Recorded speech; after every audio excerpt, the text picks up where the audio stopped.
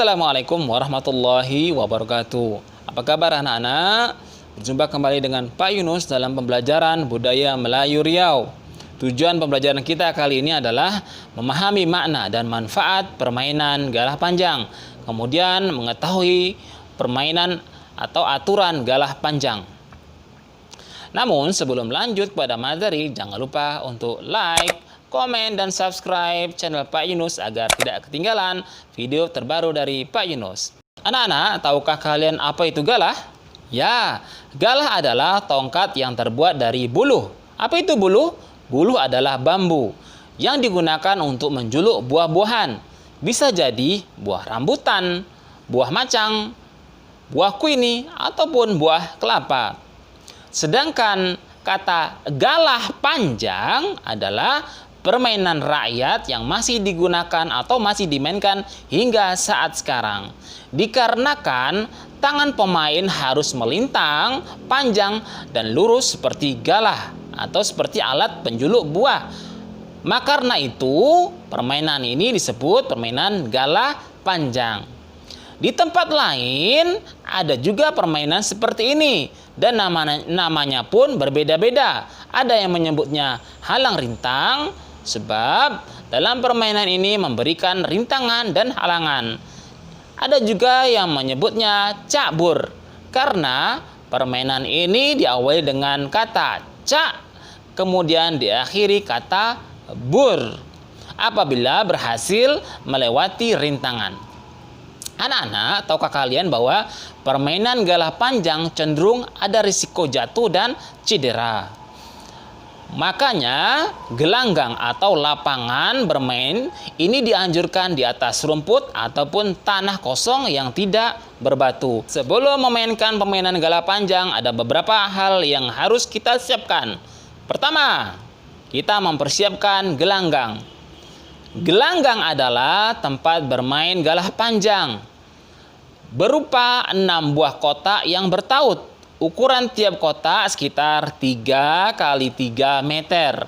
Jadi, ukuran gelanggang untuk permainan galah panjang adalah sekitar 6 x 9 meter. Ukuran ini bisa kecil atau lebih besar, disesuaikan dengan berapa luas atau sempit lapangan yang tersedia di tempat permainan galah panjang tersebut. Persiapan kedua untuk memulai permainan galah panjang adalah pemain. Pemain galah panjang berjumlah 8 orang. Berjumlah 8 orang dibagi 2 menjadi 4 penjaga dan 4 penyerbu. Cara menentukan pemain adalah pertama, masing-masing pemain memilih anggota kelompoknya hingga lengkap 4 orang. Yang kedua, tiap kelompok menunjuk tekong. Tekong artinya ketua kelompok. Yang ketiga, kedua tekong maksudnya kelompok penjaga dan penyerbu melakukan shoot. Siapa yang kalah shoot menjadi penjaga dan yang menang shoot menjadi penyerbu. Tadi dijelaskan dalam permainan galah panjang itu ada 2 tim, yaitu tim penjaga dan penyerbu. Aturan untuk tim penjaga pertama adalah tekong dapat bergerak di garis tengah dan atas. Yang kedua, bergerak hanya di garis yang sama lurus dengan posisi tegaknya dari sisi kiri hingga sisi yang kanan. Anak-anak, aturan untuk penyerbu hanya 1, yaitu jangan sampai tersentuh oleh tangan penjaga. Apabila penyerbu terkena sentuhan tangan penjaga, maka posisi akan berganti. Penyerbu menjadi penjaga dan penjaga menjadi penyerbu. Begitulah seterusnya hingga permainan selesai. Kita lanjutkan dengan aturan-aturan dalam permainan galah panjang. Yang pertama, kita harus melakukan shoot tekong. Shoot tekong adalah untuk menentukan mana yang menjadi penjaga atau kelompok mana yang menjadi penyerbu. Pemenang shoot menjadi penyerbu dan yang kalah menjadi penjaga. Aturan yang kedua, bersiap. Penjaga bersiap di garis masing-masing, sedangkan penyerbu bersiap untuk di garis luar depan untuk masuk ke kotak-kotak gelanggang dalam arena. Yang ketiga, mulai. Mengatakan cak apabila aba-aba tanda permainan dimulai, penyerbu mulai memasuki gelanggang dari garis depan kotak demi kotak hingga keluar gelanggang dari garis belakang. Aturan yang keempat adalah menangkap. Penjaga berusaha untuk menangkap atau menyentuh penyerbu. Misalnya, penjaga menangkap selendang penyerbu. Walaupun yang ditangkap atau yang disentuh hanya pakaian, itu sudah sah dianggap tertangkap.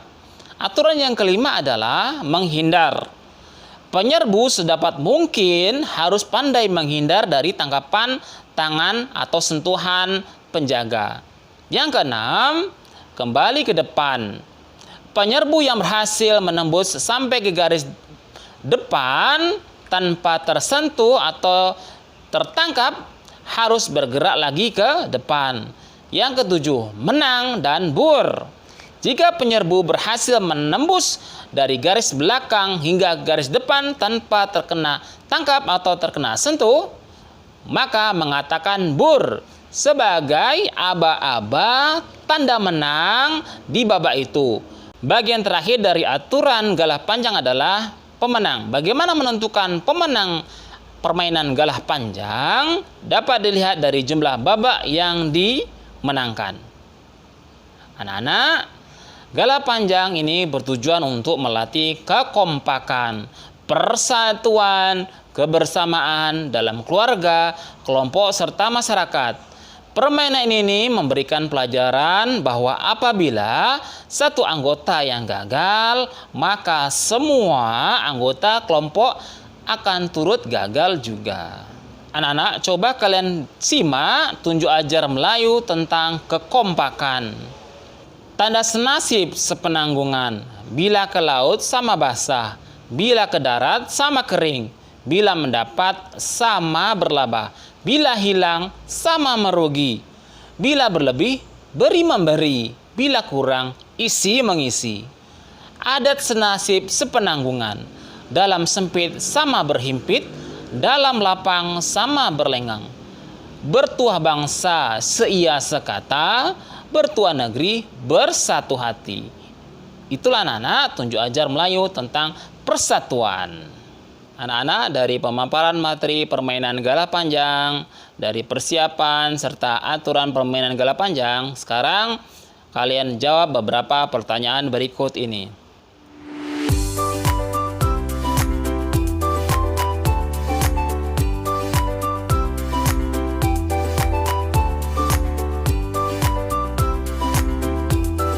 Demikian saja pertemuan kita kali ini.